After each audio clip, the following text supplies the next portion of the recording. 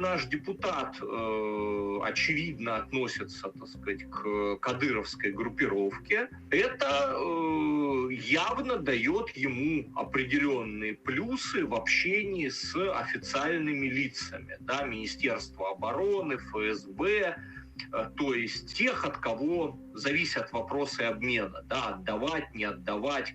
Ссылаясь на Кадырова, он, безусловно, может отворять какие-то двери, которые для другого человека могут быть и закрытыми. Я считаю правдоподобной информацию, что это один из российских уполномоченных по обмену пленных.